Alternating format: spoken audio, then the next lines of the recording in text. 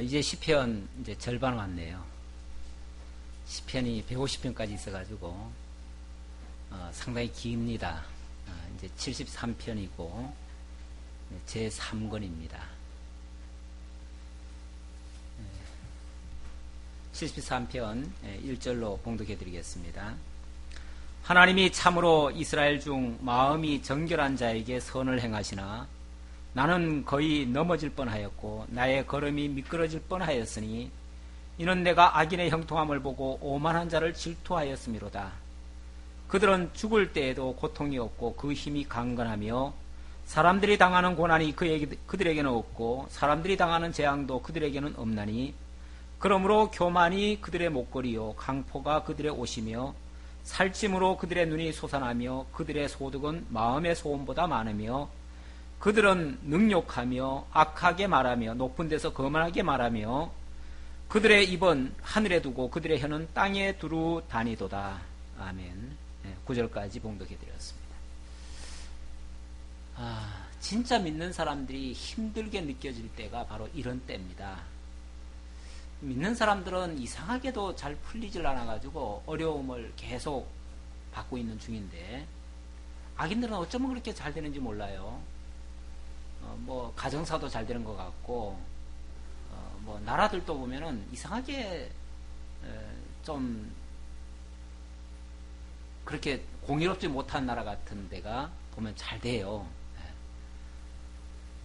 그런 걸 보면서 정말 우리가 하나님을 믿는다는 게 이렇게 하나님 믿는다고 하면서도 우리는 이런 대접밖에 못 받는데 저들은 하나님도 모르면서 저렇게 잘 되는데 이게 어떻게 된 건가 회의감이 들 때가 있죠.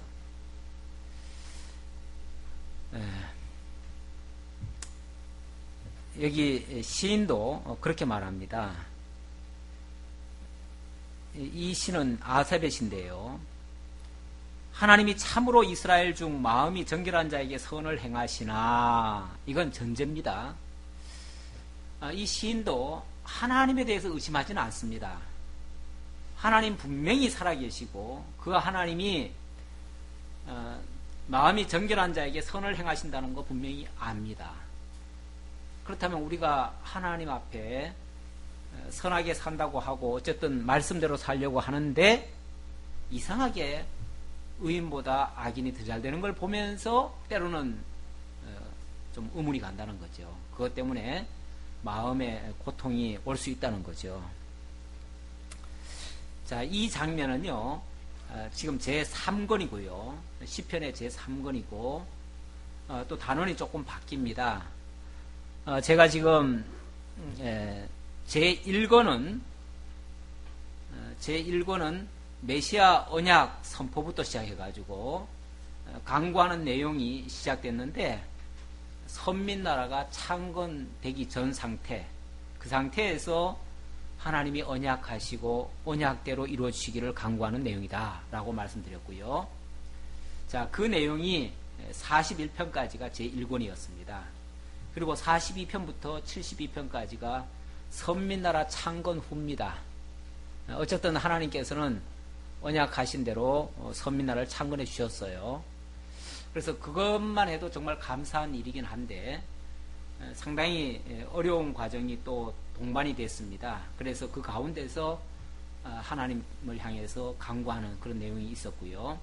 자, 오늘 73편부터는 89편까지가 선민나라 분국 때라고 그렇게 일단 구분을 해봅니다. 그렇다고 해가지고 꼭 그 시기에만 기록을 했다는 게 아니고요. 지금은 예언이기 때문에 예언은 그런 일이 있기 전에 미리 알려주는 것이 예언 아닙니까? 그러니까 여기에 내용은 나중에 뭐 바벨론의 포로 잡혀간 그때 이야기도 있을 수 있고요. 뭐 여러 가지 이야기가 있을 수 있는데 전반적으로 바로 나라가 분국이 되든지 아니면 쫓겨나든지 뭐 이런 상황이다 그런 얘기예요. 굉장히 어려움 당하고 있을 때다 그런 얘기예요. 그러니까 더더욱 힘들죠.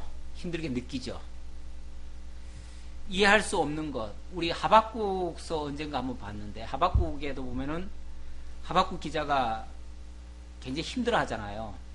힘들어하는 이유는 뭐냐면 자기네들의 범죄 상황, 자기네들의 잘못된 거는 분명히 압니다. 하지만 그렇다고 해가지고 어떻게 우리보다도 더 악한 저 갈대아를 들어다가 우리를 치실 수 있습니까? 이게 이해가 잘 안 됐어요. 그럼 역으로 말해가지고 우리는 하나님 앞에 잘못해가지고 이렇게 벌 받는다고 치고 저들은 뭘 잘했다고 저렇게 저 악인인데 저렇게 잘 되게 하십니까? 그 말이죠. 세계를 주름잡도록 하십니까? 바벨론은 승승장구하잖아요. 그들이 뭐 하나님을 압니까? 뭘 압니까? 오히려 가장 패역한 민족이죠. 그런데 그 패역한 민족을 왜 그렇게 하나님이 잘 되게 하시냐 그 말이죠. 우리가 잘못해가지고 벌 받는 거는 당연하다고 느끼는데 저들은 뭘 잘했다고 하나님이 저렇게 복 주시냐 그 말이에요. 그게 이해가 안 된다 그 얘기죠. 그런데 이제 나중에 하나님은 그들의 결말을 봐라. 지금 과정 가지고 얘기하지 말고 그들의 결말을 봐라. 그러면서 나중에 이제 그걸 알려주죠. 그들의 결말은 나중에 이렇게 완전히 망할 거다. 그러니까 지금 잘 된다고 부러워하지 말아라. 그리고 너희들이 지금은 안 되는 것 같지만 그렇다고 너희들 안 죽는다. 그래서 의인은 믿음으로 말미암아 산다. 그러면서 너희들은 반드시 살고 저들은 반드시 망할 거라고 하는 결론을 이야기를 해줌으로써 결국 위로를 하셨지요. 어쩌면 지금 장면도 그런 비슷한 장면이라고 이해하시면 되겠어요. 그러니까 그런 배경을 생각하면서 이 말씀을 읽으면 말씀이 이해가 잘 될 거라 생각이 들어서 예를 들었습니다. 자, 73편 1절로 12절까지는 자, 그래서 이 분국 때에 하나님의 공의에 대한 간구신데요. 하나님의 공의라 그러면은 공평해야 되잖아요. 그렇죠?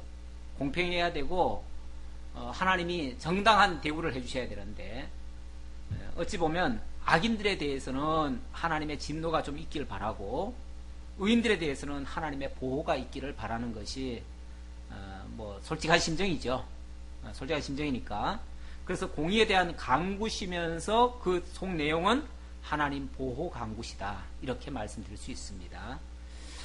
자, 73편에서부터 85편까지가 공의에 대한 간구신데 큰 틀에서 그 가운데서 하나님 보호를 간구하는 내용이 76편까지입니다. 자, 오늘 시간 되는 대로 살펴보려고 하는데 먼저 1절로부터 12절까지는 의인을 실족해 하는 악인에 대해서 하나님의 공의가 있기를 바라는 그런 기도의 내용이 되겠습니다. 하나님이 참으로 이스라엘 중 마음이 정결한 자에게 선을 행하시나 나는 거의 넘어질 뻔하였고 나의 걸음이 미끄러질 뻔하였으니 나의 걸음이 나는 넘어질 뻔했다.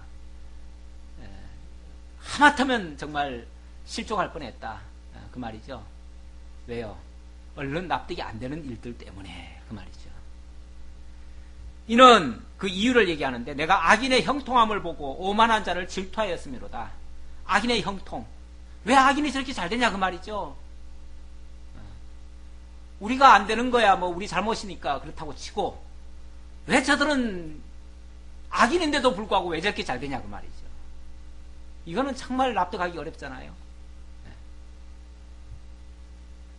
사람들이 제일 억울하게 느끼는 거는요, 비교해가지고 상대적으로 뭔가 박탈감을 당했을 때 그때가 제일 억울하게 느껴요. 그러니까 뭐 객관적으로 내 잘못에 대해서 누가 지적하면 그거는 다르게 받아요, 누구든지. 근데 누구를 비교하잖아요. 애들도 그게 발끈하죠. 비교하면. 누구는 안 그러던데 너는 왜 그러냐 그러면 발끈하잖아요. 이게 비교하면 제일 기분 나쁜 거예요, 사실은. 그런데 악인과 어떻게 보면은 마치 하나님이 비교하듯이 이렇게 해주시는 모습이니까 거기에 대해서 자기가 막 악인의 형통함을 보고, 그러니까 자기 안 되는 것보다 악인 잘 되는 게 더 배 아픈 거예요. 그렇잖아요. 꼭 악인뿐이 아니라 원래 내 안 되는 거는 그러려니 하는데 내가 실력이 부족하니까 그러려니 하는데 남자들 되는 꼴은 보기가 힘들잖아요. 그건 힘들어요, 정말. 그들은 죽을 때에도 고통이 없고, 그 예를 몇 가지 들었는데 그들은 죽을 때도 고통이 없대요.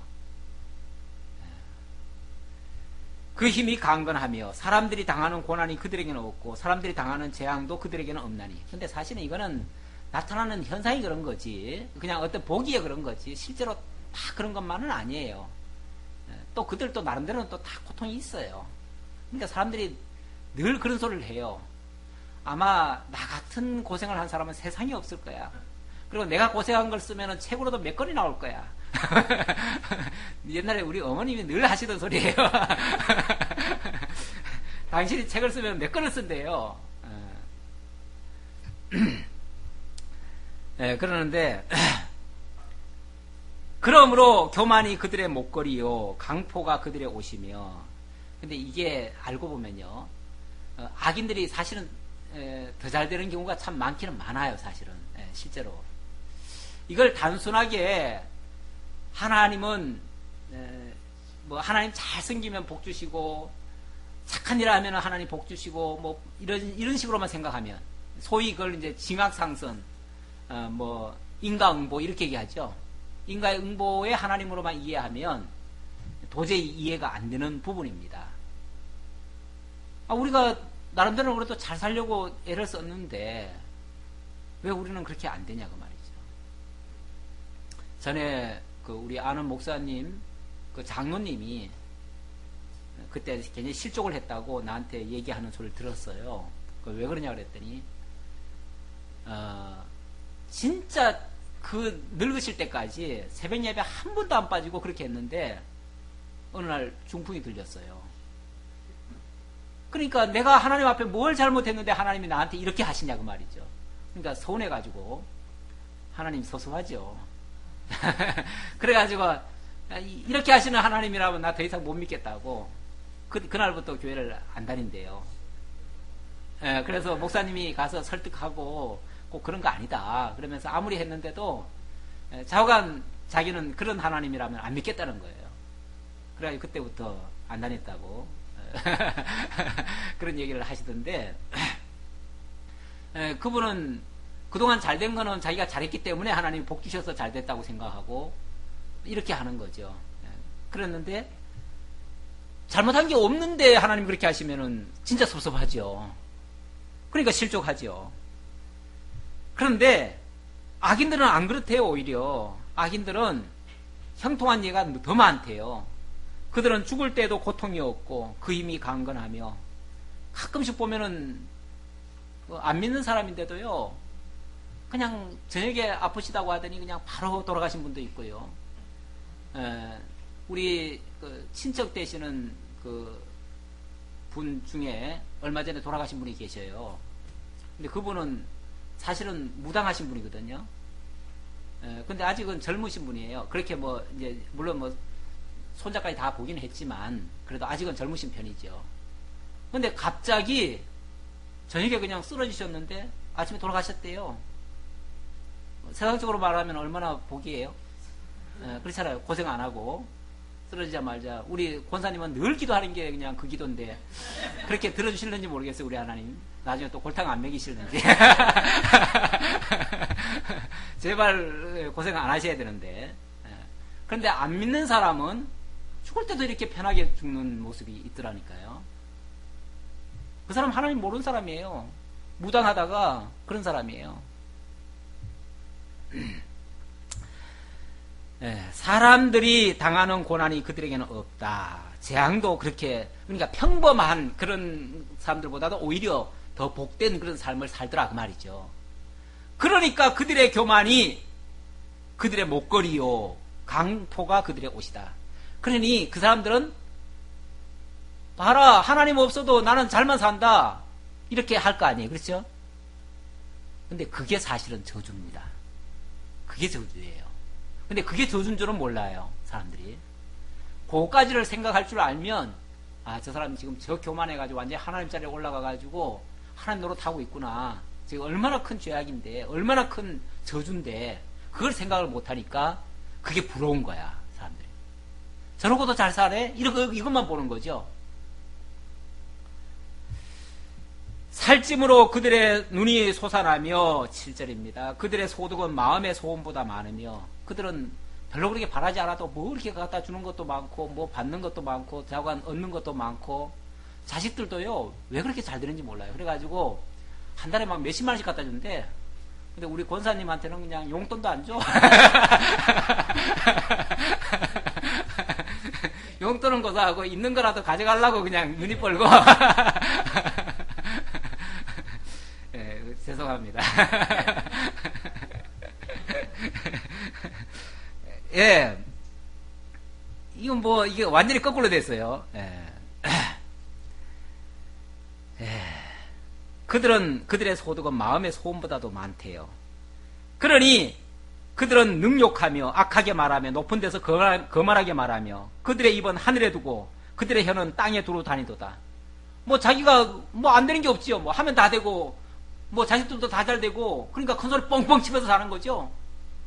세상은 이렇게 사는 거야. 나처럼 살아. 이렇게 나오겠죠. 아주 그게 성공 모델인 것처럼 아주 자랑스럽게. 보세요. 어떤 분은 뭐 29만 원 밖에 없다면서 몇 천억도 안 내고도 땅땅거리고 살잖아요. 뭐 가면 이렇게 사는 거야. 그리고 다 돌아다니는 거잖아요. 그래도 그분 아마 편하게 사실 거야. 보나마나 편하게 사실 것 같아요. 그렇죠? 예, 원래 욕 먹으면 옛말에도 욕 먹으면 더 잘 오래 살고 더 잘 산다고 그랬어요. 그러니까 욕을 좀 덜 해야 돼. 그래야 좀 빨리 가시게. 그런데 욕을 자꾸 하니까 더 오래 살 것 같아. 아무래도. 사실은 그게 저주거든요. 사실은 저주거든요. 욕 먹으면서 오래 사는 게 뭐가 좋겠어요. 우리 하나님은 아담이 타락했을 때 에덴 동산에다가 뭘 쳤죠? 화영검을 둘러버렸어요. 화영검 두른 것이 뭐죠? 그 생명과 못 먹도록 한 건데 그게 사실은 저주 같지만은 그들에게는 어쨌든 그게 사실은 복입니다. 왜 그러냐면 그 상태에서 생명과를 먹고 영원히 살아버리면 뭐가 되죠? 영원한 저주 가운데 들어가니까 그걸 막으시려고 하나님께서 죽게 하신 거예요. 죽음이 어쩌면 보면 아담에게 대한 하나님의 자비하심이에요. 역설적인 말 같아요. 얼른 들으면 사실은 타락한 존재는 죽어야 돼요. 죽어야 돼요. 그렇죠? 근데 타락한 상태에서 영원히 살면 그 자체가 또 저주예요. 예. 그러므로 그의 백성이 이리로 돌아와서 전에 가득한 물을 다 마시며 말하기를 하나님이 어찌 알랴 지존자에게 지식이 있으랴 하는도다. 보세요. 그들의 입에서 나오는 소리가 하나님이 있기는 어디 있어? 하나님이 알긴 뭘 알아? 이렇게 나오죠. 왜? 자기들 겪어보니까 하나님은 없는 것 같거든요. 하나님이 있을 것 같으면 자기네들한테 벌 내리죠. 근데 자기네들한테 벌 안 내리는 거 보니까 이렇게 못된 짓 하고 온갖 짓 다 해도 뭐 아무렇지도 않잖아요. 그러니까 하나님 있기는 어디 있어? 하나님이 알긴 뭘 알아? 이렇게 나오는 거죠. 완전히 하나님 대적하는 소리를 하는 거죠. 그게 결국은 얼마나 저주 속에 들어갔다는 걸 모르고 그런 소리를 하더라 그 말이죠. 그게 하나님의 버려두심입니다. 사실은 버려두심이 제가 오늘 칼럼에다가 하나님의 버려두심은 저주라고 얘기를 해놨는데 버려두신 저주입니다. 그런데 그게 인간의 온갖 모든 속성들이 다 드러나는 모습들이죠. 얼마나 악한지를 하나님이 다 고발하는 모습이에요. 사실은 고발하는 모습이 그렇게 드러나고 있습니다. 근데 그걸 모르니까 마치 자랑하는 듯이 그렇게 사는 게 옳은 것처럼 그렇게 하는 거죠. 그런데 우리 하나님께서 그것이 얼마나 악하다는 것을 보여주시고 나중에 그들의 심판 마지막 결말이 어떠한 것을 알게 줌으로써 오히려 선인들로 하여금 의인들로 하여금 하나님을 찬양하게 하고 하나님의 공의를 전파하게 하시는 그러한 섭리를 하십니다. 자 13절입니다. 볼지어다 이들은 악인들이라도 항상 평안하고 재물은 더욱 불어나도다. 아니 여기까지 좋아요. 어쨌든 악인들이 뭐 잘 사는 것 같아요. 그래도 그것까지는 좋아요. 내가 내 마음을 깨끗하게 하며 내 손을 씻어 무죄하다 한 것이 실로 헛되도다. 근데 자기는 하나님 믿는답시고 마음도 깨끗하게 하고 정결하게 하고 손을 깨끗이 한다는 말은 나쁜 짓 안 했다 그 말이에요. 나쁜 짓 안 하고 정말 그렇게 깨끗하게 하려고 애를 썼는데 그게 다 어찌 보면 소용없는 일 같더라 그 말이죠. 왜냐하면 나는 종일 재난을 당하며 아침마다 징벌을 받았도다. 나에게는 늘 뭔가 죄책감도 들고 뭔가 좀 잘못한 것 같고 그래서 하나님 앞에 늘 잘못했다고 회개하는 마음, 심령, 이런 상태고, 이게 늘 징책받는 느낌이죠. 내가 만일 스스로 이르기를 내가 그들처럼 말하리라 하였더라면 나는 주의 아들들의 세대에 대하여 악행을 행하였으리이다. 내가 그들처럼 말하리라 하였더라면 그 악인들처럼 만약에 행동했더라면 그거는 영원히 쓸 수 없는 그런 악행을 아마 했을 것이고, 자기도 하나님 모르면 똑같이 그보다 어쩌면 더한 일을 할 수도 있었겠죠. 내가 어쩌면 이를 알까 하여 생각한 즉 그것이 내게 심한 고통이 되었더니 도대체 이게 어찌된 영문인가? 왜 악인은 형통하고 의인은 이렇게 징책을 당하고 왜 이것이 계속돼야 되는가? 여기에 대해서 왜 우리는 저 악인들처럼 살 수 없는가?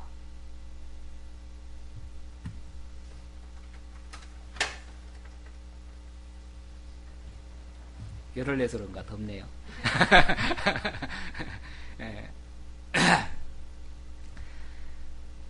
이걸 이제 생각을 하니까 막 마음에 심한 고통이 됐다는 거예요.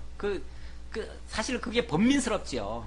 정말 이해가 안 될 때는 괴롭지요. 그런데 언제 이걸 깨닫는가? 17절에 보니까 하나님의 성소에 들어갈 때야 그들의 종말을 내가 깨달았나이다. 하나님의 성소에 들어갈 때. 아무리 세상에서는 밤새 잠을 안 자고 궁리를 해봐도 그건 해답이 안 나와요. 답을 찾을 수가 없어요. 근데 어디서 답을 찾아요? 성소에 들어갔을 때. 성소에는 곧 하나님의 말씀이 들려지는 곳이죠. 결국 하나님의 말씀 앞에서 깨달았다, 그 얘기죠. 하나님의 말씀이 알려주셨다, 그 말이죠. 왜냐하면 하나님이 그들의 결말을 보여주셨어요. 말씀을 통해서. 주께서 참으로 그들을 미끄러운 곳에 두시며 파멸에 던지시니, 이게 결말입니다. 그들의 마지막을 이렇게 결론 짓더라, 그 말이죠. 다시 말하면 그들이 지금 이렇게 계속 보는 동안에는 계속 승승장구하고 성공하고 승리하고 오래 살고 부귀영화를 누리고 하는 것 같은데 갑자기 미끄러지듯이 갑자기 파멸로 던져지더라는 거죠. 이게 마지막 결말입니다. 그들의 결말이 이렇게 되더라는 거죠. 그러면 의인은 어떻게 되겠어요? 반대겠죠? 당연히 반대죠. 지금은 계속 안 되는 것 같고 계속 징책을 당하고 계속 내리막길을 가는 것 같은데 마지막 결말을 보니까 영광스럽게 되더라는 거죠. 하나님의 보좌 우편에 앉혀지더라는 거죠. 하나님의 영광의 반열에 같이 참여할 수 있게 되더라는 거죠. 쉽게 말하면. 그러니 이게 길어봤자 얼마나 깁니까? 이건 불과 얼마 안 돼요. 왜? 어디에 비하면? 영혼에 비하면. 하나님의 그 세계에 비하면 이거는 정말 잠깐 눈 깜짝할 사이인데 그 눈 깜짝할 사이에 이렇게 승승장구하는 것이 뭐 이렇게 진짜 복이냐 그 말이죠. 이건 어찌 보면 헛개비 같은 거예요. 잠깐 눈 감고 뜨면은 안 보이는 건데 참 나가봤을 때는 영원한 세계에서 봤을 때는 그 얘기죠. 그러니까 영원한 하나님 입장에서 봤을 때는 이게 영원한 건데 영원토록 승리할 자가 이 땅에서 잠시 고통받는 거였고 영원히 실패할 자가 이 땅에서 승승장구하는 것이었는데 그걸 보고 나니까는 이거는 아무것도 아니더라는 거죠. 거기서 해답을 얻은 거예요. 그래서 그들이 어찌하여 그리 갑자기 항폐되었는가? 놀랄 정도로 그들은 전멸하였나이다. 그들의 결말이 놀랄 정도로 너무 순식간에 파멸당하는 꼴을 보니까 그거 부러워했던 게 내가 부끄러운 거죠. 그걸 내가 부러워하다니 참 나도 바보구나. 나도 정말 어리석었어. 그게 뭐라고 그걸 내가 부러워했어. 이런 이제 생각이 드는 거죠. 그러니까 그들의 그 결말을 알고 나면 내게는 오히려 감사가 느껴지고 정말 다행이죠. 정말 그렇게 안 된 게 천만 다행이죠. 가끔씩 우리 목회자들 중에 이야기하다 보면 그렇게 얘기할 때가 있어요. 교회 부흥 안 된 게 얼마나 다행인지 모른다고. 얼마나 감사한지 모른다고. 우리 또 여러분 듣기에 따라서는 속 터지는 소리죠. 아이고 참 목사님 합리화하느라고 별소리 다 한다 그러는데. 이건 제 얘기가 아니에요. 어떤 분에 의하면 그러더라 그 말이에요. 정말 감사돼요. 왜냐하면 목사들도요 자기도 모르게 목회가 좀 부흥되고 뭐 하고 잘 되고 하니까요 바뀌어져 가요. 변해가요. 변해가고 그 다음부터는요 모든 방향 목표가 완전히 바뀌어져 가지고 전혀 실제 필요한 것이 아니라 어찌 보면 뭐 자기 명예나 영광을 위해서 다른 짓을 치기 시작해요. 그러면 거기에 성도들은 어떻게 보면 이용당하는 그런 어떤 도구의 가치밖에 안 돼요. 그럼 완전히 성도들 이용해가지고 결국 자기를 뭐 키우고 살찌우는 그런 쪽에 지금 쓰임 받게 되거든요. 그럼 결국은 그게 자기 파멸로 가는 거예요. 물론 세상적으로 보면은 성공이죠. 세상적으로 보면 성공인데 결국은 자기 파멸로 가요. 지금 정말 우리나라 역사, 뭐 기독교 역사, 우리 아까 집사님 기도했지만은 불과 100년밖에 안 됩니다. 그러니까 사실은 우리가 큰 경험이 많지를 않아요. 어찌 보면 1세대, 2세대, 기껏해야 이제 3세대 이제 가는 중인데, 그동안에 우리가 축적된 게 그렇게 많지를 않다 보니까, 그냥 목회 성공이라는 것이 그냥 교회만 키우는 게 목회 성공인 줄 알았어요, 지금까지. 그런데 요 짧은 기간 동안에도 지금 지나놓고 보니까요, 이게 성공이 아니라는 것이 지금 증명이 막 되고 있습니다, 여기저기서. 요즘 최근 들어서 계속 그 큰 교회 목사님들 계속 잡혀가는 거 보이죠? 계속 기소당하고 계속 수모험 쪽에 그러더니 또 감리교 쪽도 또 그랬죠. 뭐 여기저기 계속 잡혀 들어가거나. 그러니까 그냥 처음에는 이렇게 막 교회 안에 막 분란이 일어나고 이 정도는 교회 내 얘기입니다. 그건 그렇게 망신스러운 게 아니에요. 그거는. 그러다가 이제 매스컴 타기 시작하더니 이제는 아예 그냥 기소까지 되잖아요. 기소까지. 예. 어떤 목사님은 지금 미국 교회에서 지금 160억 지금 물어내라고 지금 고발당해가지고 그것 때문에 또 이제 기소됐어요. 예. 이게 뭐 하는 짓입니까 지금? 이게 지금 한국 교회 내놓으라 하는 교회들이 지금 이런 모습들이거든요. 막 연거퍼예요. 지금 나온 것만 해도 수없이 많아요. 지금 너무 많아요. 헤아릴 수가 없어요. 큰 교회들마다 조용한 데가 없어요. 조용한 데가. 어떤 지역은 지금 교회가 경매된 교회가 200개나 된다 그래가지고 또 그것도 난 실제 그런가 싶긴 한데 그렇게 또 말하시는 분도 있더라고요. 지금 교회 경매가 그렇게 많이 됐대요. 그러니 이게 와장창 무너지고 깨어지는 소리가 막 여기에서 들리기 시작하는 거예요. 근데 이 상처가 고스란히 어디로 가냐면 다 성도들한테로 가요. 거기다가 또 안 믿는 세계에서는 그거 보라고 기독교는 완전히 가짜고 뭐고 하면서 이제 막 비난거리로 하나님의 이름이 정말 모독당하는, 이거는 복음을 전파하는 게 아니고 하나님의 이름을 완전히 막 땅으로 떨구는, 그동안 쏟아서 이렇게 세워놓은 걸 갖다가 와장창 무너뜨리는 그런 모습이에요. 이게 자랑할 얘기가 아니에요. 지금 너무 부끄러운 얘기예요. 사실 우리가 하도 부끄러워서 감히 말을 못할 정도지. 말을 못할 정도예요 진짜. 좋은 일에 우리가 순교를 당하면 얼마나 좋겠어요. 그렇죠? 목회자가 정말 핍박을 당하고 의를 위해서 고난을 받고 고통을 당하면 얼마나 좋겠냐고요. 근데 그게 아니라 온갖 세상에서도 안 하는 짓에 그냥 다 연루가 돼가지고 그런 이름으로 계속 오르락내리락 하니까 이거는 안 믿는 세계에 완전히 이거는 복음의 마이너스로 지금 가게 하는 그런 모습입니다. 그러니까 그런 것들이 정말 여기 표현한 것처럼 어찌하여 그리 갑자기 항폐되었는가? 놀랄 정도로 그들은 전멸하였나? 물론 이거는 그들의 마지막 영원한 결말을 얘기하는 거지만은 사실 이 세상에서도 불과 100년밖에 안 된 이 교회도 지금 와장창 깨지는 소리가 지금 막 들리니까 나중에 가면 어떨까 싶어요, 솔직히. 주여, 사람이 깬 후에는 꿈을 무시한 같이 주께서 깨신 후에는 그들의 형상을 멸시하리시리이다. 그들의 형상을 멸시하시리이다.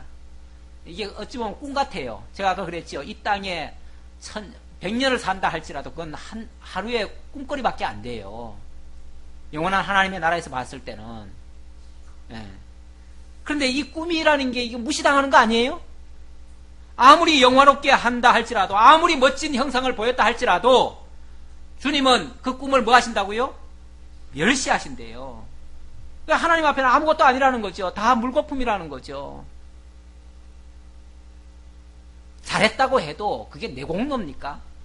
잘했다고 해도 내게 아닌 판에 그게 무슨 뭐 대단한 일인 것처럼 또 자고하기 시작하면 그건 완전히 아무것도 아닌 거죠. 오히려 안 하기만도 못한 거죠.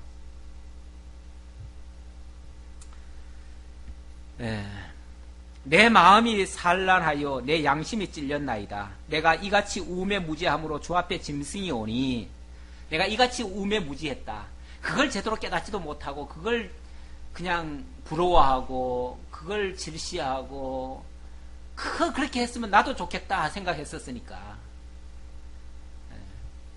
그럼 뭐 큰 교회만 그렇고 뭐 조그만 교회는 안 그런가? 사실은 잠재적인 다 메가처치들이라고 하더라고요. 무슨 말이냐면 작은 교회들도 안 돼서 그런 거지. 사실은 소원은 다 대형 교회래요. 그러니까 대형 교회를 꿈꾸고 다 그쪽을 향해서 가고 있다는 거예요. 그러니까 잠재적 어찌 보면 범죄자 같은 모습이에요. 그걸 왜냐하면 부러워하면 똑같은 존재 아니에요? 다만 자기 능력이 부족해가지고 못 간 것 뿐이지. 그런 의미에서 이 시인도 자기가 우매무지함으로 주 앞에 짐승 같은 존재다. 그걸 못 깨달으면 결국 짐승이죠. 뭐 짐승이 다른 건가요? 짐승은 하나님의 뜻을 알지 못해요. 그러니까 그냥 본능대로 살아요. 그게 최고인 줄 알고 살아요. 그러면 짐승이에요. 하나님 뜻 모르면 다 짐승이에요. 내가 항상 주와 함께하니 주께서 내 오른손을 붙드셨나이다. 여기서는 이제 반전되는 거죠. 이렇게 자기를 깨닫고 나면 하나님 앞에 다시 바로 설 수 있는 기회가 되는 거죠. 어떤 면에서 세상에서 성공이 아니고 하나님 깨닫는 게 성공이고 깨닫게 되면 그 다음에는 하나님께서 일으켜 주실 일만 남아있는 거예요. 자, 그래서 주님이 나와 함께 하시고 내 오른손을 드시면 나를 의의 길로 인도하시는 거죠. 오른손은 곧 의의 길이라고도 말할 수 있습니다.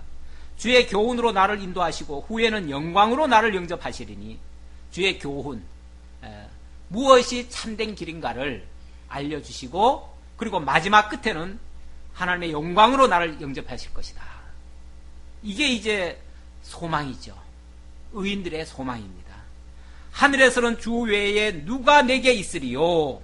그렇습니다. 우리에게는 더 이상 다른 것들은 바람의 대상도 아니고 소망거리가 아닙니다. 그런 것들은 다 멸시하고 없어져도 괜찮아요. 오직 하나님만 계시면 돼요. 주 외에 누가 내게 있으리요? 땅에서는 주밖에 내가 사모할 리 없나이다. 당연히 하늘에서도 나를 반겨주실 분은 하나님밖에 없으니까 이 땅에서도 하나님만을 소망하고 살겠나이다. 이런 얘기죠. 더 이상 이 땅에서 다른 거 꿈꾸지 않겠나이다. 다른 거 바라지 않겠나이다. 다른 어떤 소망 두지 않겠나이다. 오직 하나님만 나의 소망으로 삼겠나이다. 내 육체와 마음은 쇠약하나 하나님은 내 마음의 반석이시요 영원한 분기시시라. 뭐 그렇다고 당장 뭐 내 형통하지는 않겠지요. 뭐 여지껏 어려운 사람이 뭐 어느 날 갑자기 깨달았다고 갑자기 하나님께서 다 풀어주시겠어요? 뭐 끝날까지 안 풀어준다 할지라도 물론 또 풀어주실 수도 있고요. 저는 언젠가 한번 제가 예화로 한번 설명한 적이 있는데 모소대나무라고 하는 거 제가 한번 설명한 적 있죠. 그 모소대나무라는 게 몇 년 동안 싹도 안 틔웁니다. 안 틔우는데 사실은 몰라서 그렇지 땅 속으로 수십 미터를 뿌리를 내린대요. 싹을 안 돋는 동안에 뿌리를 계속 내리고 있대요. 내리고 있다가 그 다음에 이제 한 5년쯤 지나가지고 싹이 나오기 시작하거든요. 싹이 나오면은 몇 달 안에 몇십 미터가 돼버려요. 키가 이렇게 쫙 커버려요. 순식간에. 예. 그러니까 뿌리가 그만큼 미리 준비해 놨으니까, 그리고 영양분을 충분히 간직해 놨으니까 그 다음부터는 위로 솟구칠 일만 남았죠. 이게 이제 모소대나무의 특징인데, 예. 이건 뭐 아무데나 자라는 건 아니고 저 중국 어느 한 지역에 있다고 그래요. 예. 아주 특이한 나무죠. 이게 이제 우리에게 가르쳐주는 어떤 교훈 같은 게 있죠. 이 땅에서는 어떻게 보면은 싹이 거의 안 나는 것 같고 별로 그렇게 뭐 별 소득이 없는 것 같은데, 이게 이제 뿌리를 내리고 있는 거죠. 사실은 뿌리를 내리고 있는 거죠. 우리도 어떻게 보면은 겉으로 봐서는 맨날 그 교회가 그 교회 같고 맨날 그 모습이 그 모습 같고 잘하는 것 같지도 않아요. 그래서 우리 스스로도 우리는 어떻게 이렇게 안 자랄까? 참 신기하다. 이것도 하나님의 능력이다. 그렇게 얘기를 하는데 진짜 능력 맞아요. 무슨 능력이냐면은 사실은 이게 뿌리를 지금 내리고 있는 중이거든요. 말씀의 뿌리가 지금 든든하고 확고하게 지금 흔들림 없이 이렇게 지금 사실은 세우고 있는 중이라고 저는 보여집니다. 네. 저만 그렇게 생각하나요? 아멘을 안 하셔서. 이 큰 병이에요. 정말 큰 병이에요. 정말 맞는 말에도 아멘도 할 줄 모르고 그걸 또 자랑으로 여기시고 예.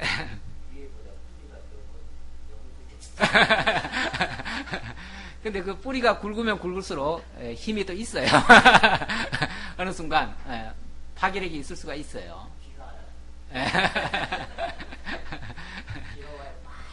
예. 그러니까 이게 지금 어느 순간 터질지는 난 모르겠어요. 예. 자, 봅시다.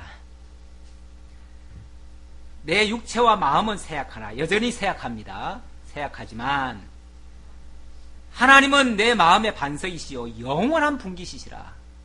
사실은 우리에게 영원한 게 있습니다. 그렇기 때문에 설령 이 땅에서 아닐지라도 그게 그렇게 절망스러운 얘기가 아니다. 부끄러운 게 아니다. 무릇 주를 멀리하는 자는 망하리니 음녀같이 주를 떠난 자를 주께서 다 멸하셨나이다. 주를 멀리하는 자는 망하리니 하나님 없이 형통하고 하나님 모른 채 잘되고 하나님을 반대로 하는데도 형통한 자는 그거는 주를 멀리하는 자입니다. 또한 음녀같이 주를 떠난 자입니다. 근데 그 결말은 그렇게 아름답지 못하다 그 말이에요. 그와 반대로 하나님께 가까이 함이 내게 복이라. 하나님께 가까이 함이 내게 복이라. 선인들에게는, 의인들에게는 다른 게 없습니다. 그저 세워놓은 건 없고 이뤄놓은 건 없는데 하나님께 가까이 함이 내게 복이라. 어찌 보면 그게 유일한 복일 수 있어요. 유일한 복인데 그게 복이라. 내가 주 여호와를 나의 피난처로 삼아 나의 모든 행적을 전파하리이다. 뭐 대단한 걸 전하는 게 전파가 아니에요. 하나님이 나를 붙들어 주신 것, 하나님이 나로 하여금 실족치 않게 하신 것, 하나님이 나로 하여금 이 진리를 지키게 하신 것, 의와 함께 거할 수 있도록 하신 것, 의의 길을 걸어가게 하신 것, 그걸 전파하는 거죠. 우리는 그거 하면 우리의 사명을 어찌 보면 다 하는 거예요. 이게 어찌 보면 우리가 가장 큰 일을 하는 것이고 가장 선한 일을 하고 있는 중이에요. 그러니까 자긍심 가지셔도 됩니다. 부끄러워하실 거 없어요. 우리 모두가 다 힘차게 우리 하실 일, 우리 지금 하고 있는 일 자긍심 가지고 나아가셔도 돼요. 자, 그 다음 74편 1절로부터 11절까지 의인으로 기업 삼으심을 기억하고 버리지 마시기를 간구하는 내용인데요. 자, 의인으로 하나님이 자기 기업을 삼으셨다. 이걸 기억하고 하나님이 당신의 기업을 버리실 리가 있나요? 그렇죠? 하지만 현실 속에서는 마치 버려지는 것 같지요. 다 잃는 것 같지요. 아무것도 없는 것 같지요. 그러니까 초조하지요. 우리 인간은 항상 정말 뭐 믿음이 있는 것 같다가도 사건 하나 딱 부딪혀 보면은 바로 믿음 없음이 드러나잖아요. 그만큼 우리가 허약한 체질을 가지고 있어요. 그런데 우리 하나님이 우리 체질 다 아신대잖아요. 체질을 아시고 당신이 그 연약한 모습으로 우리 곁에 오셔가지고 우리를 체휼하신다 그러죠. 체휼. 우리를 대신해서 당해준다고 말이에요. 우리 느낌, 우리 고통을 다 당신이 겪어준다는 거예요. 그게 하나님이여 하나님이여 어찌하여 나를 버리셨나이까 그 얘기예요. 그게 체휼하신 거예요. 그러니까 우리가 막 부르짖어야 될 그 소리를 예수님 보고 당하게 해가지고 예수님이 그걸 당해주신 거예요. 이걸 이제 오해하면 뭐 예수님도 뭐 보니까 실력도 없네 능력도 없네 이렇게 이제 오해를 한 거죠. 근데 그게 아니고 우리가 당할 걸 대신 당해주시는 체휼해 주신 거예요. 하나님이여 주께서 어찌하여 우리를 영원히 버리시나이까 어찌하여 주께서 기르시는 양을 향하여 진노의 연기를 뿜으시나이까. 이거는 이제 당장 의인에게 다가온 그 환난과 고통, 그 공고함 이런 걸 두고 하는 말이죠. 지금 현실적으로 굉장히 어려움을 지금 당하고 있다는 걸 지금 얘기하고 있는데요. 그 배경은 어떻게 되는 건가? 자, 봅시다. 옛적부터 얻으시고 속량하사 주의 기업의 지파로 삼으신 주의 해중을 기억하시며 주께서 계시던 시온산도 생각하소서. 옛적부터 얻으시고 속량하셨다. 이 말은 아이고 우리 하나님이 우리를 얻으시려고 그 옛날에 그 고생하시면서 그 애굽 땅에서 건져내셔놓고 왜 우리를 이렇게 버리십니까? 이 얘기예요. 옛적부터 우리를 구하시려고 그 애굽 땅에서 정말 애굽왕 바로를 10번이나 재앙을 내리시면서 그 얼마나 고통 중에 사실 끌어내신 겁니까? 그렇죠? 그래놓고 왜 우리를 이렇게 버리십니까? 그 말이죠. 이게 이제 납득이 얼른은 안 되죠. 사실은 쉽게는 안 됩니다. 우리는 지금 말로 하는 거지만 직접 당하는 자의 입장에서는 더 정말 고통스럽죠. 더 이해가 안 되죠.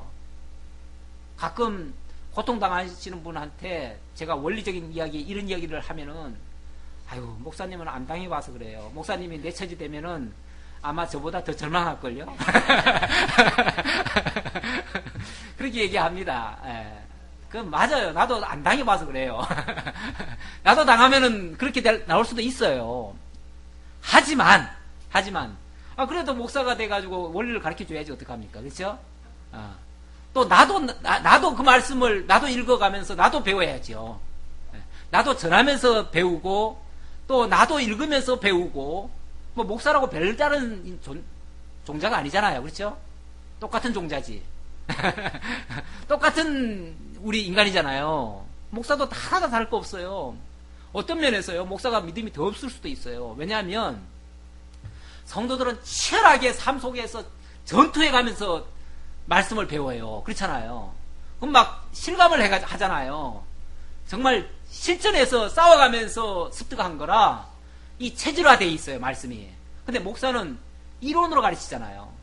당신은 한 번도 안 겪어보고 그렇게 가르칠 수도 있어요. 왜냐하면 목사는 편하게 목회할 수도 있거든요. 아니 뭐 제가 편하다는 얘기가 아니라 목사들 중에 편한 목사들도 있잖아요. 그렇잖아요.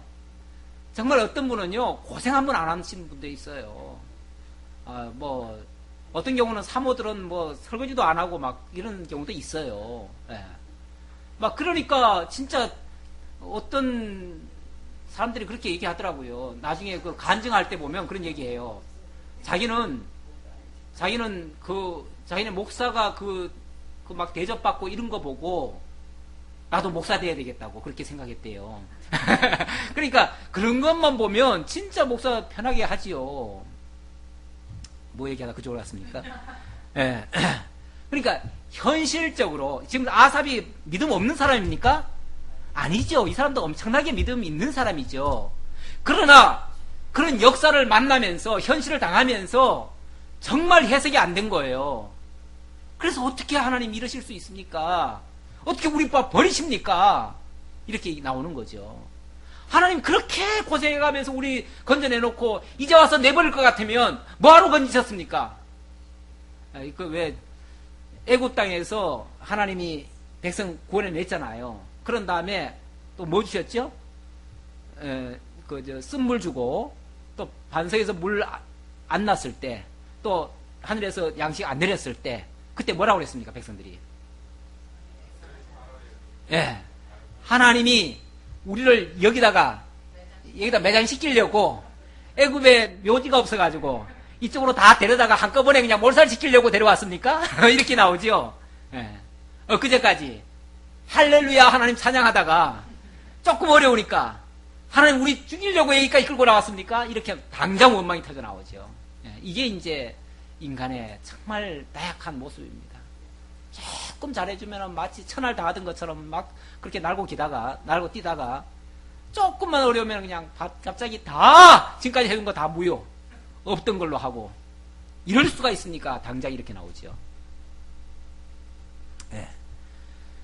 그러면서 3절 또 그럴 수밖에 없는 이유가 있어요. 왜냐하면 당장 눈앞에 펼쳐지는 일들이 막 적군이 와가지고 성전을 파괴하고 성을 파괴하고 막 백성들을 능욕하고 뭐 왕을 막 욕을 하고 막 하는 걸 보니까 도대체 하나님이 살아계시면 어떻게 우리를 이렇게 처참하게 내버려 둘 수 있겠느냐고 항변이 나오지요. 3절 영구히 파멸되는 곳을 향하여 주의 발을 옮겨 놓으소서. 원수가 성소에서 모든 악을 행하였나이다. 이스라엘 백성들은요 제일 견디기 힘든 게 다른 것도 다른 거지만 성소가 유린당하는 겁니다. 성소가 유린당하면 생명 내걸고 지키려고 애를 씁니다. 그런데 지금 성소가 유린당하고 있잖아요. 네. 주의 대적이 주의 회중 가운데에서 떠들며 자기들의 깃발을 세워 표적으로 삼았으니 자기네들이 들어와가지고 승리했다고 자기네들 깃발을 갖다 꽂았다는 거예요. 원수들이. 그들은 마치 도끼를 들어 살림을 베는 사람 같으니이다.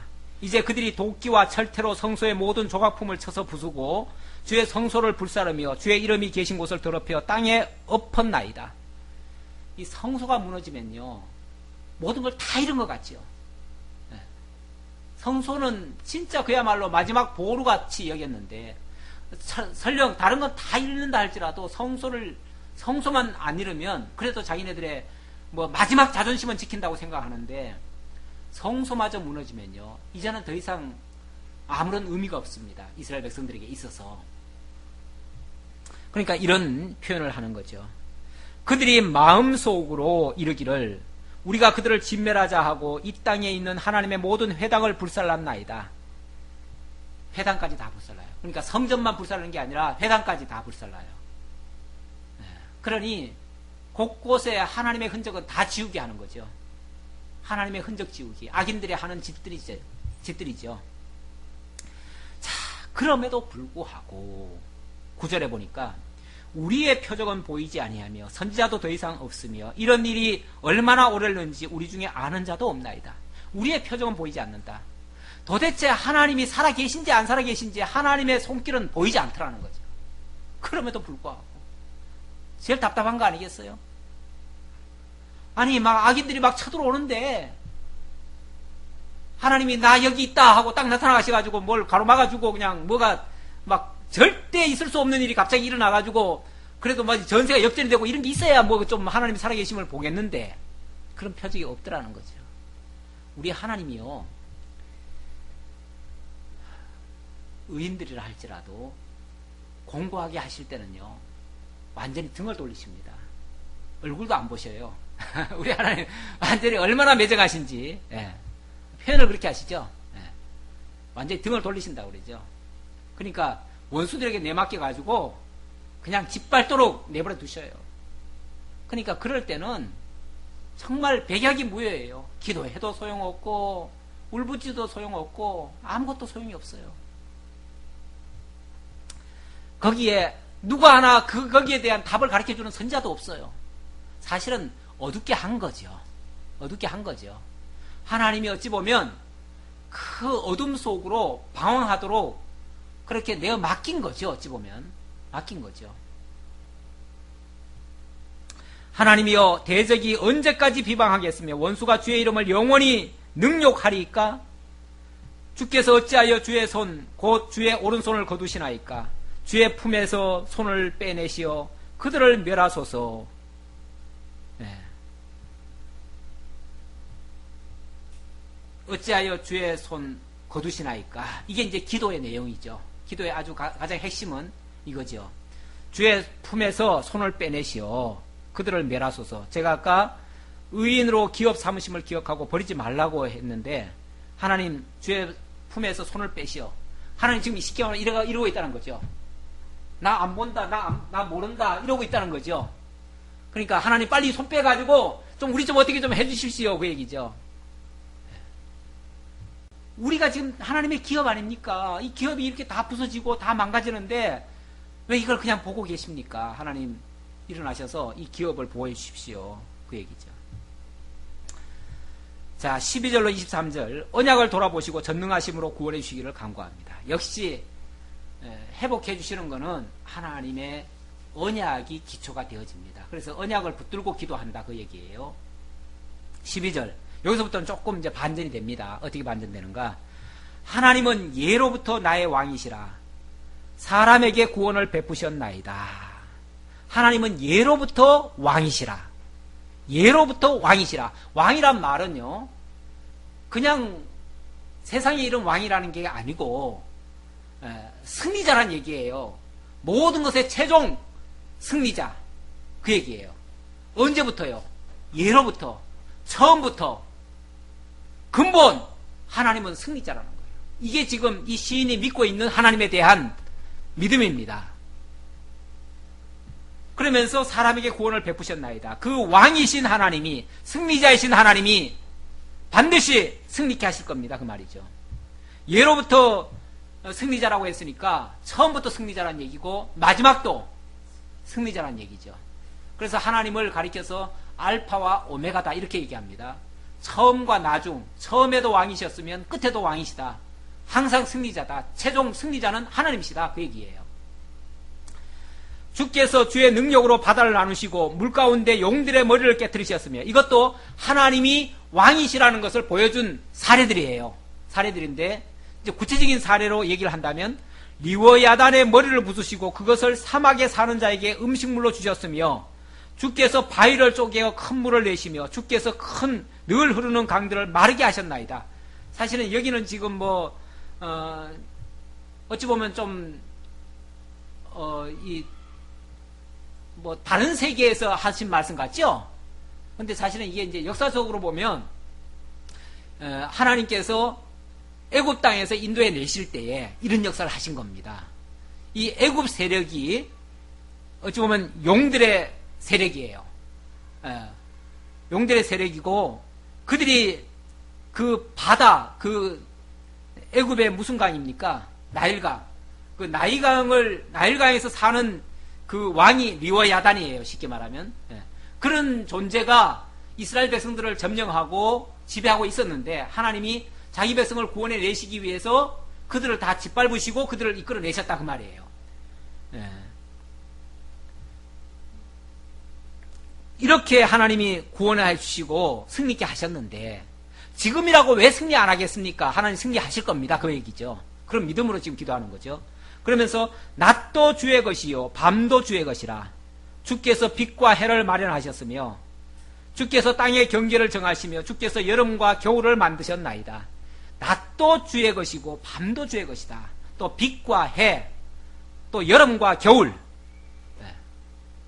이게 어찌 보면은 이 세상에 지금 마치 무슨 자연의 이치 같은 얘기 같은데 그게 아니고 하나님께서 밤도 당신이 지으시고 주관하시고 낮도 지으시고 주관하신다.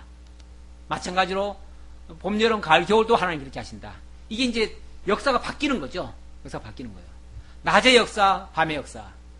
낮이 가면 밤이 와요. 밤이 가면 또 낮이 오고요. 우리 하나님께서 이 반전의 역사 아닙니까? 반전의 역사. 그렇죠? 어둠의 역사가 있고 난 다음에 빛의 역사가 또 있고, 빛의 역사가 있고 난 다음에 또 어둠의 역사가 있듯이 우리 하나님께서 항상 밤만 주시는 게 아니다 그 말이죠. 항상 이렇게 패망하도록 내버려 두시지 않는다 그 말이죠. 반드시 하나님께서 이 반전의 역사를 있게 해가지고 지금 파괴되고 이렇게 지금 절망 상태에 놓여 있지만 하나님께서 다시 낮의 역사로 바꾸시고 바꾸실 거다. 이것만 하나님이 하신 게 아니라 이것도 하나님이 하신 거다. 이거 알면 밤의 어둠의 그 터널을 지나는 사람도 낙심하지 않죠. 조금 지나면, 조금만 더 가면 터널 벗어나 그 얘기죠. 조금 더 지나면 낮이 와. 밤이 지나가면 밤이 오렐수록 고통스럽죠. 그러나 밤이 오렐수록 낮이 가깝다는 징조예요. 그러니까 더 소망을 가지고 기다릴 수가 있는 거죠. 그러니까 우리 생각을 좀 바꿔야 돼요. 어찌 하나님 이렇게까지, 아까는 그랬잖아요. 어찌 이런 막 고통을 영원까지 하겠습니까? 이렇게 얘기했는데 벌써 이 시인은 사실은 알고 있는 거죠. 영원까지 가지 않을 거라는 걸 알고 있죠. 그리고 요 시기가 지나면, 밤이 지나면 낮이 온다는 걸 알고 있죠. 그렇게 하나님이 섭리할 거라는 걸 믿고 있는 거죠. 여호와여 이것을 기억하소서. 왜 낮이 와야 되고 왜 여름이 와야 되는가? 왜 해가 떠야 되는가? 여호와여 이것을 기억하소서. 원수가 주를 비방하며 우매한 백성이 주의 이름을 능욕하였나이다. 주의 맷비둘기의 생명을 들짐승들에게 주지 마시며 주의 가난한 자의 목숨을 영원히 잊지 마소서.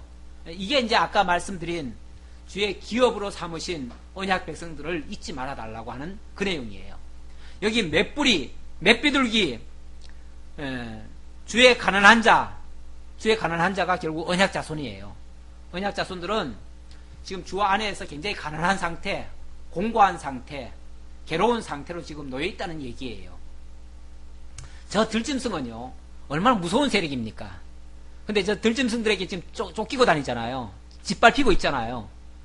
그러나 그들에게서 하나님이 건져주실 것을 지금 믿고 있는 얘기예요. 그 언약을 눈여겨보소서. 그 언약을 눈여겨보소서. 그 언약. 무슨 언약? 하나님이 의인과 함께 하고 있고 의의 나라를 영원토록 지켜주시겠다고 하는 그 약속, 그 언약. 그 언약을 눈여겨보소서. 기억하소서 그 말이에요. 그 언약을 기억하소서. 무릇 땅의 어두운 곳에 포악한 자의 처소가 가득하나이다. 지금 현재로서는 저들이 들어와가지고 다 짓밟아가지고 황량하게 만들고 어둠의 처소로 가득 차게 만들었지만 그 말이죠. 하나님이여 주 일어나 주의 원통함을 푸시고 우매한 자가 종일 주를 비방하는 것을 기억하소서. 지금 저 원수들이 와가지고 의인들을 짓밟고 의인의 기업들을 막 회파하는 거는 어찌 보면 하나님을 지금 능욕하는 거 아닙니까? 그렇죠? 그러니까 하나님도 억울하실 거 아닙니까? 하나님 지금 욕먹고 있는 거니까 그 얘기죠. 그러니까 하나님이 그 주의 원통함을 푸시라. 그 말은 하나님이 이렇게 계속 욕하도록 내버려 두지 마시고 저들에게 징벌을 내리셔서 저 대적들이 더 이상 행사하지 못하도록 해주십시오. 그 말이죠. 주의 대적들의 소리를 잊지 마소서. 일어나 주께 항거하는 자의 떠드는 소리가 항상 주께 상달되나이다. 저 악인들은 계속해서 지금 승승장구하면서 지금 하나님을 욕하고 모욕하고 있는 중인데 하나님의 언약을 기억하셔서 다시 의인들을 회복하심으로 저들이 그런 짓 더 이상 못하도록 해주십시오. 결국 주의 이름을 위하여 이렇게 해달라라고 하는 그런 기도의 내용입니다. 이게 어찌 보면 서원 기도죠. 이런 기도를 서원 기도라고 합니다.